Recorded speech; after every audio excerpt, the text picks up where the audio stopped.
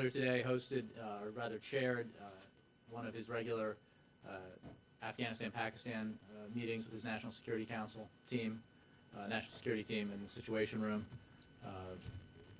Secondly, I wanted to mention that in the State of the Union address, the President laid out a blueprint to return to America's values, including reducing the influence of money and lobbyists in Washington. Last week, Congress was on track to take the right first step by doing something they should have done long ago, banning insider trading by members of Congress. The Senate, in an admirable show of bipartisanship, came together to pass the Stock Act because it was the right thing to do. The bill passed 96-3, and that doesn't happen very often, as you know. Now, this morning, very early, when it was still dark out and I was sitting at my kitchen table reading the newspaper, I was shocked to see that even this simple bill would ensure that that everyone plays by the rules is being weakened behind closed doors by House Republicans who seem to be caving to pressure from Wall Street lobbyists. We hope that's not what's happening. This should not be a partisan issue. After all, one of the amendments on registration requirements that, according to these press reports, is being stripped out of the bill by House Republicans was inserted into the bill by a Senate Republican. The anti-corruption amendment stripped out was offered by both Senators Leahy, a Democrat, and Senator Leahy, rather, a Democrat, and Senator Cornyn, a Republican.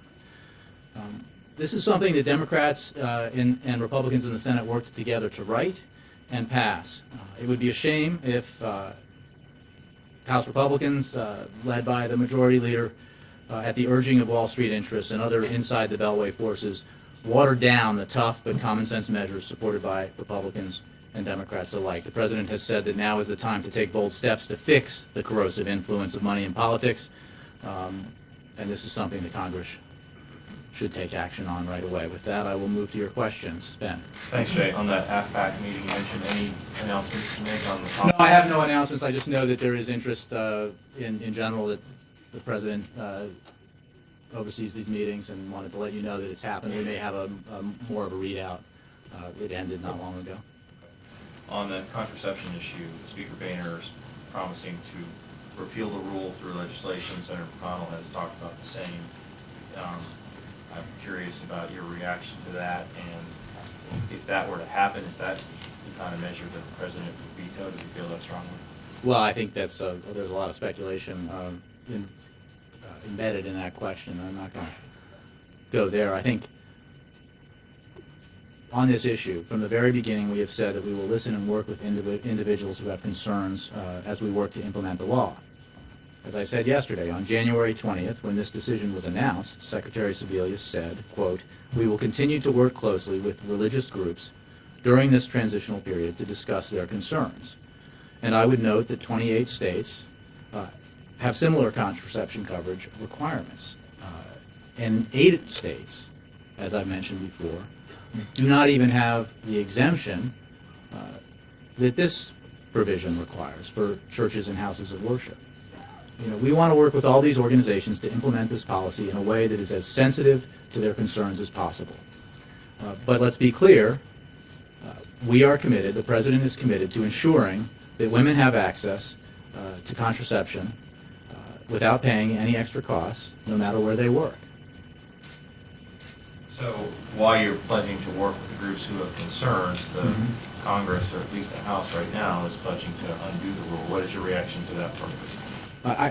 Right now, I think we are focused on the implementation of this rule and doing what we said back on January 20th when Secretary Sebelius announced it, which was work with those who have concerns to see if there's a way to implement this policy to ensure that women everywhere have the same level of health care coverage and the same access to preventive services, but to do it in a way that might allay some of the concerns that have been expressed. And this President has,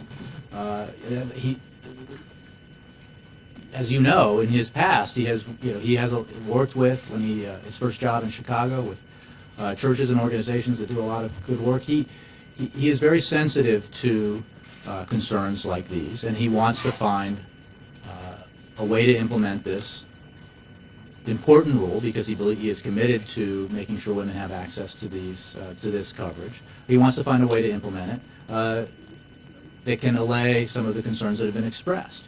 And that is why the transition period was announced at the same time that the rule was announced. One more on this, it's about that transition period. They have until, the organizations have until August of 2013. Is the White House hopeful of having some sort of solution in place that be allaying of concerns before then? Well, I wouldn't want to predict a date by which this process might produce a result. I think it's best to let that process take place. There are ways, and I think people in the broader community here who have been looking at this issue have been talking about the fact that there are ways to approach this that would ensure the rule is implemented so that women have access to these important health care services no matter where they work, but also that hopefully would allay some of the concerns expressed. I mean, I don't want to get into whether this approach might work or that one, or who might feel better about it if this solution were put forward. We're not at that point in the process. One last one on a different topic, payroll tax. The negotiations seem bogged down. I know the president wants this tax cut extended, but I'm curious of what the White House's take is about the state of play right now. Are you confident that it will get extended, or is there a genuine nervousness that this might expire at the end of the month? We continue to be confident that Congress will pass the extension of the payroll tax cut for the rest of the calendar year. It is still inconceivable to us that Congress would want to raise taxes on 160 million Americans on March 1st, at a time when hardworking Americans need that extra money to pay their bills, to make ends meet. There is an element of deja vu to this process. I think that it was clear by the end of December why this needed to get done. It is clear from the economic reports that we've had in the last several months that that the economy is growing and producing jobs, and that we are moving in the right direction, and Congress should not muck that up. And the President believes, as he has said in the past, that folks on the Hill need to act without delay and without drama to get this done. Again, this is a case where everyone says, Republicans on the Hill, leaders on the Hill, by and large, say now that they believe extending the payroll tax cut to the end of the year is the right thing to do. It's good policy. It's good for the economy. It's the right thing to do for hardworking Americans. Democrats obviously agree. The President strongly agrees, and we ought to get this done. So we still have some time to work on this, and we hope Congress focuses and gets its work done. Mix it up. Brianna. On contraception, it's not just the Speaker and Mitch McConnell who have come out, and other Senate Republicans, but the candidates have all seized on it on the campaign trail, including Mitt Romney. They obviously see an opportunity to not only drive a wedge in the support of some Democrats for the president, but also trying to rally their base. Does the president feel that he's vulnerable to that? Well, the President's focused on putting in place the right policies for women across the country. He's focused on finding a balance that is sensitive to the concerns expressed by some religious groups. The former governor of Massachusetts is an odd messenger on this, given that the services that this rule would provide for women around the country are the same that are provided in Massachusetts and were provided under when he was governor, including contraception, including covered with no copay or deductible, and a religious exemption for houses of worship and churches and church-controlled organizations such as parochial schools, but not to universities and hospitals. I mean, this is, I think, ironic that Mitt Romney is expressing, criticizing the president for pursuing a policy that's virtually identical to the one that was in place when he was governor of Massachusetts. Does the president agree with Santorum on the issue then? I haven't heard what or Senator Santorum has said on the issue, but. And then one other question on this, sort of speaking to the evangelical support for Catholics who are opposed to this. Rick Warren tweeted that he stands in solidarity with Catholics. He said, "I go to jail rather than cave into a government mandate that violates what God commands us to do. Would you?" As you know, he has a lot of Twitter followers and tons of people who are interested in what he's saying. Are you worried that that rallies the Republican base? Well, again, we're not worried about Republicans or Democrats, the political component of this. We're concerned about making sure that women get access to these important services, that women are treated equally around the country regardless of where they work. But we are very sensitive to and understand some of the concerns that have been expressed, and that is why this as part of the original announcement of this by Secretary Sebelius, we put in place a process where further discussions could be had that would address, hopefully, some of these concerns and maybe allay some of them. I can't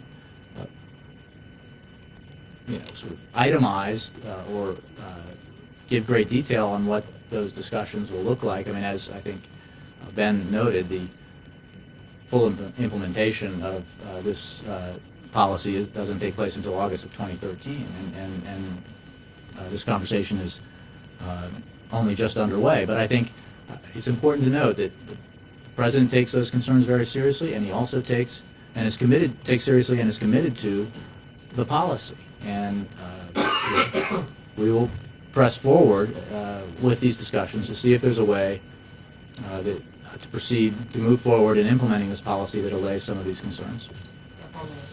Let me say, I want to get out of the front row and then come back, do my, yes, Mr. Wolf. Thanks, Jay. What has been the president's reaction to this reaction on the contraception issue since the 20th?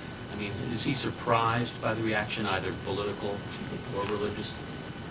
I think, as I've been saying, the president understands these concerns. That's why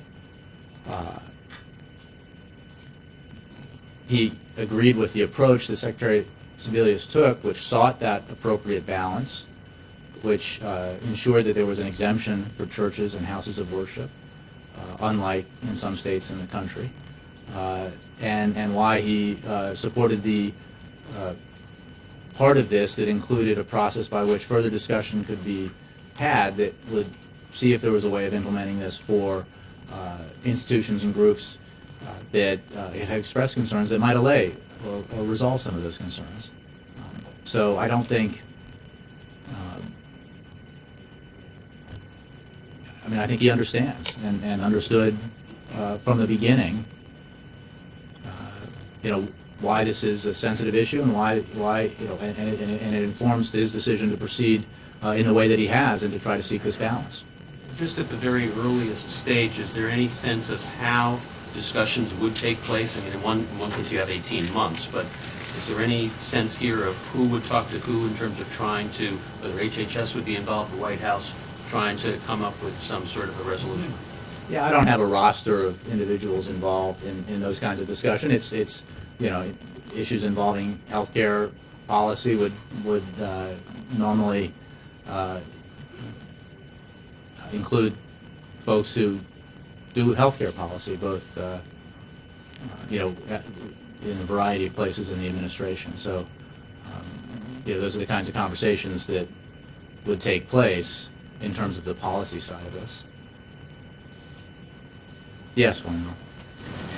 There was reporting yesterday that your assertion that the next year and a half, next year, we spent looking for a way to implement the policy was a sign that you're looking to compromise, and you pushed back strongly on those reports. Tell me why that shouldn't be seen as an attempt to find a compromise. Well, I just want